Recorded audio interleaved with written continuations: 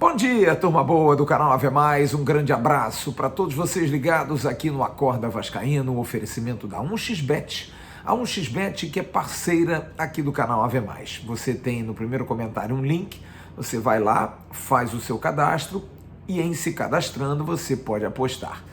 E você apostando pode usar a palavra AV+, A-V-M-A-I-S, e você vai dobrar a sua aposta. Exatamente isso, você vai dobrar. Na sua primeira aposta, está com R$50, coloca AV+, e vai para 100. Está com um pouquinho mais de grana, está com 100, vai para 200. Eu tenho mais dinheiro, Flávio. 150, vai para 300. Aí você tem uma gordura legal para você poder gastar. E aí você vê o que está pagando melhor, se tem algum azarão, tempo de jogo, enfim, você ganha dinheiro e se diverte, que é o mais importante. E a 1xBet paga bem, paga rápido, é empresa muito séria e que patrocina aí grandes clubes, campeonatos. Volta e meia tem lá uma placa de publicidade da 1xBet num grande campeonato da Europa. Eu vi até num jogo das eliminatórias da Copa do Mundo no Maracanã, Brasil e Chile, estava lá 1xBet grandão. Essa é a empresa que está aqui com o canal Ave Mais. Eu vou falar hoje sobre segunda chance, sobre novas oportunidades. Eu sou uma pessoa muito dura no meu trabalho, eu admito isso. Eu sou uma pessoa que tenho, e até com o passar do tempo, você vai perdendo um pouco da paciência com certas situações. É aquela coisa do... Você pede uma pessoa para fazer alguma coisa e você pensa, não, está demorando demais, deixa que eu faço. E acho que você também costuma fazer isso, você que quer resolver logo o assunto. Eu não sei se é impaciência, não sei se é ansiedade, mas isso é, na minha concepção, até um defeito às vezes, porque você passa para a pessoa uma expectativa de que, em tratando coisas com você, de repente você vai ficar chateado se a coisa não andar. Por um lado, é uma cobrança que também faz impulsionar as demais pessoas. Eu sou muito assim, por exemplo, com pessoas mais jovens. Eu tenho um pouco disso, desse lado da cobrança, desse lado da proatividade. Eu já tive oportunidades, muitas, de entrevistar jovens para estagiar em empresas que eu trabalhei, em procurar entender o dia a dia de cada um, e existiam certas coisas que me aborreciam demais. Uma vez eu entrevistei um rapaz muito competente e ele mostrou a competência dele nas respostas que me deu, mas no final ele pega um livrinho e começa a fazer perguntas. Vocês dão hora de almoço? Tem lugar para comer? Enfim, os direitos dele, claro, ele teria todos, mas passou ali uma impressão de que aquilo ali não era pela atividade, né? Ele não queria um trabalho, ele queria um emprego. É diferente e isso às vezes deixa você um pouco mais impaciente, porque você busca nas pessoas, principalmente mais jovens, que elas sejam muito parecidas com você quando é mais jovem, né? Porque você tem uma forma de pensar. Mas aí vem a pergunta, e será que você jovem também não era cobrado? Será que você jovem era um modelo ideal de, digamos assim, de assertividade? Você era o perfeito? Claro que não. Esse pensamento é um pensamento errado, eu admito isso. E é claro que bom, a gente é falível, a gente comete erros. E eu tenho feito um exercício de maturidade, digamos assim, para entender às vezes o quão duro, muitos momentos, a gente é com alguém que é mais jovem. É claro que hoje, na minha cabeça, eu penso, poxa, mas esses jovens têm tantas oportunidades, têm tantas facilidades tecnológicas, têm tantos aparatos, como é que eles podem ser tão preguiçosos? Como é que eles podem não ter resposta para tudo aquilo que a gente pergunta? Porque na minha época, me lembro bem, eu quando fui pela primeira vez a uma Copa do Mundo, e a única Copa do Mundo que eu cobri fora, eu cobri a de 94, aqui no Brasil. Aqui o Brasil foi tetracampeão nos Estados Unidos, mas em 90 eu estava na Itália e eu tinha assim uma preocupação de procurar aprender, ouvir muito, de buscar uma alternativa de ensinamento e também de conhecimento com grandes profissionais. Nunca, em momento nenhum, eu deixei de parar para ouvir. Algo que eu aprendi muito com o meu pai, de ouvir os mais velhos, de ter paciência com eles. Mas, claro, também tinha as minhas inseguranças, os meus medos, que me tornavam inseguro, às vezes, para fazer alguma tarefa. Quem mais experiente e que me deu muito esporro, gente que me chamou a atenção, gente que me disse, você está fazendo errado, gente que me dizia, não imposta a voz, gente que me dizia, olha, você está falando muito alto, gente que me dizia, olha, o teu texto está muito simples, olha, aquilo que você está trazendo de informação precisa ser mais bem apurado. Tudo isso te traz, é claro, ainda mais quando você é jovem, você acha que pode tudo, aquela sensação de, pô, cara, cortou o tesão, né? Deixa eu trabalhar. Mas eu comecei a entender que aquilo ali era fundamental. E lembro muito bem, quando o meu pai faleceu, eu fiz questão de, quando ele se foi, de dizer a ele, muito obrigado pelos ensinamentos, porque o quanto de esporro que eu não tomei, o quanto de cintada, sim, a gente apanhava de cinto quando era mais novo, algo assim incrível. A gente tomava esporros na frente de todo mundo por não vestir uma camisa na mesa, né? Quando a gente fazia alguma malcriação, alguma coisa, quando mais jovem, ou então quando se insurgia, ou quando não contava alguma coisa para o pai, você ficava numa situação assim de saia justa. Eu me lembro bem, em 2000, na verdade 2000 não, em 1981, eu era muito menino, com 11 anos, e fui ver Vasco e Flamengo, a decisão do Campeonato Carioca, com amigos, sozinho, porque eu tive a oportunidade, às vezes, de ir com adultos, mas ninguém foi e amigos foram, e eu fui ver, ali eu vi o gol da Poça d'Água, de Roberto Dinamite, incrível, né? Eu fui com amigos que disseram, pô, vambora, cara, eu tinha 11 anos, eu não avisei ao meu pai, simplesmente não avisei.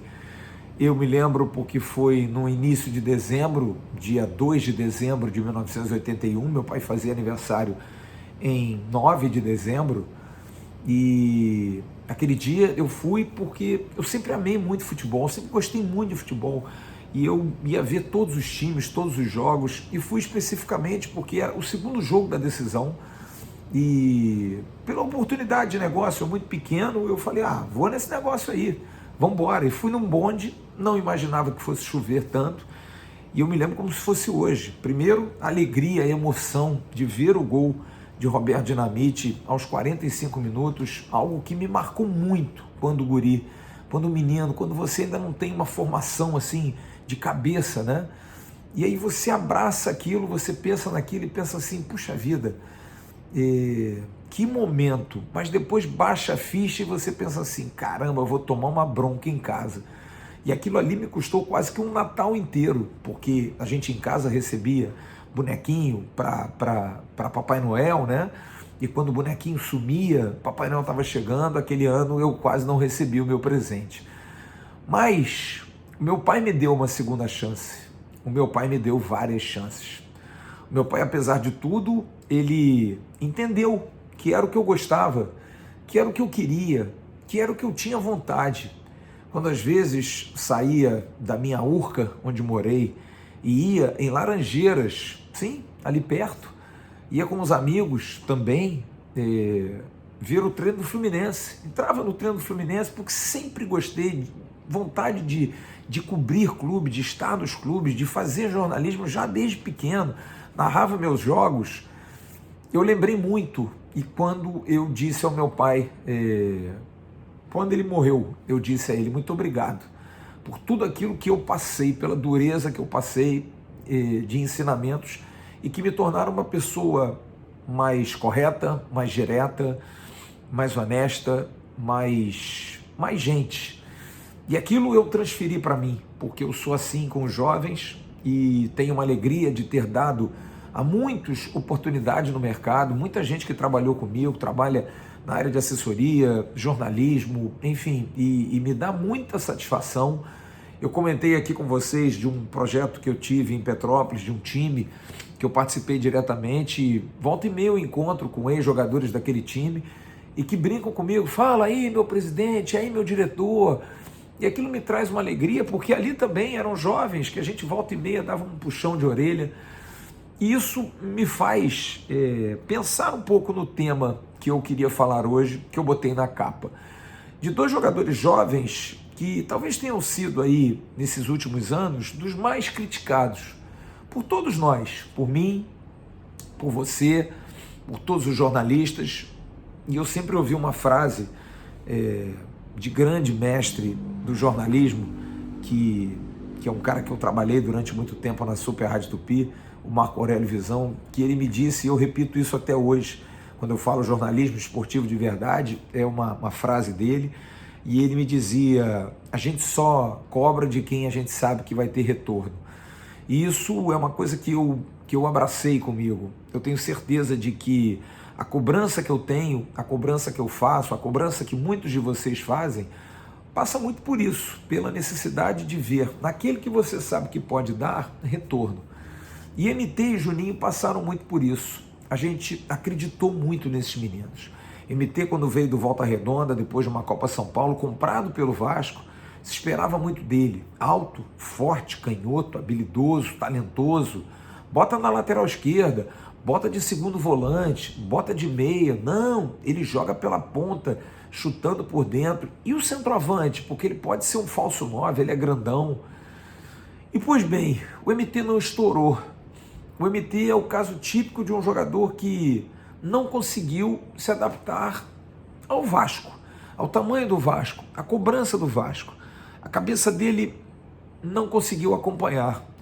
Eu tenho um exemplo nesse projeto que eu tive em Petrópolis de um menino que a gente chamava de Beisola, que era um excelente jogador, muito bom, e foi mandado à época pelo empresário que cuidava lá do futebol para o Atlético do Paraná.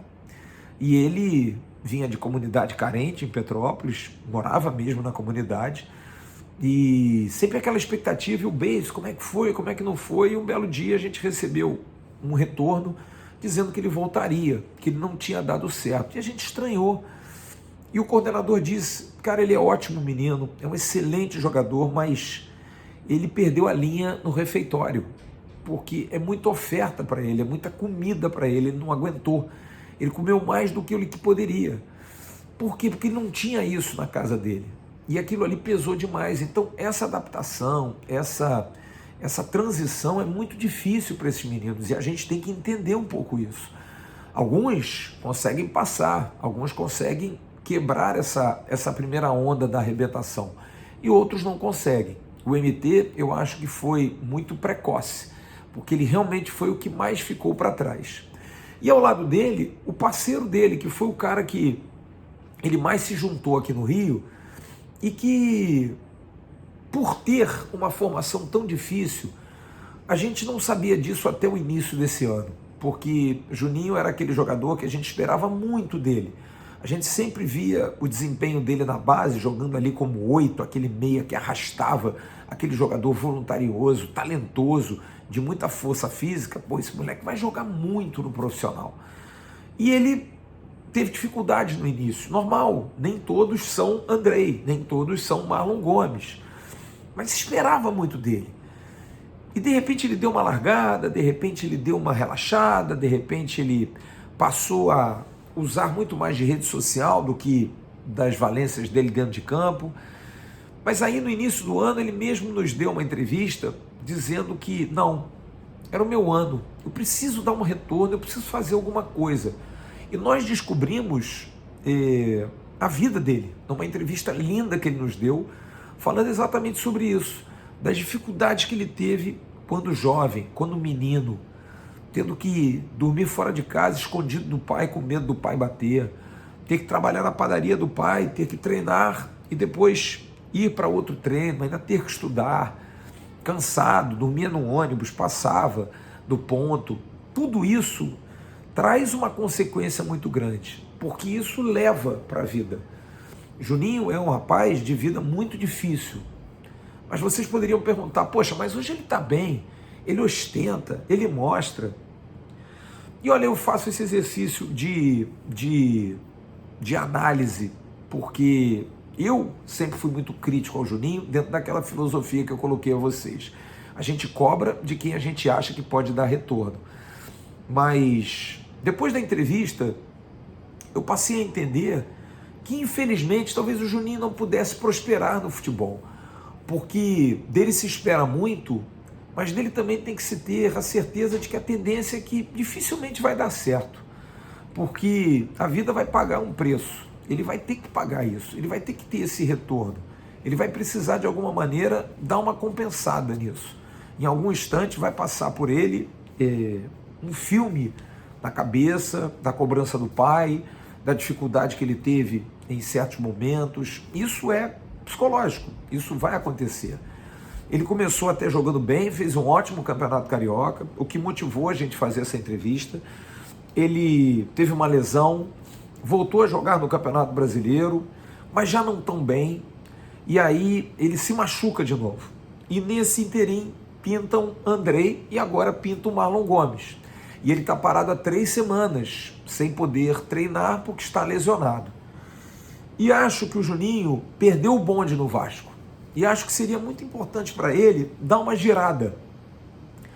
Porque eu não acho que o Juninho vai ter cabeça para entender que o Andrei e o Marlon Gomes estão acima dele. Ele tem isso de querer aparecer, de querer mostrar, ostentar, exatamente por conta disso. Porque é a maneira que ele tem de dizer à sociedade, oi, estou aqui. Porque talvez em campo ele veja que há gente melhor do que ele. Há limitações no futebol dele.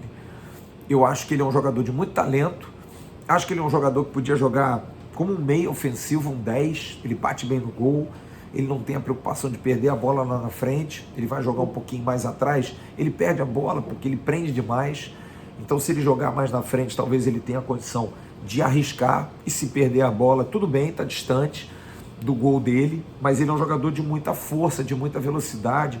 Tem um lance contra o Vila Nova em Goiás, na abertura do retorno, que ele dá um chute violento de fora da área, o goleiro faz um defesaço, mostrando que ele tem capacidade, mostrando que ele tem condição. Porém, acho difícil que ele engrene.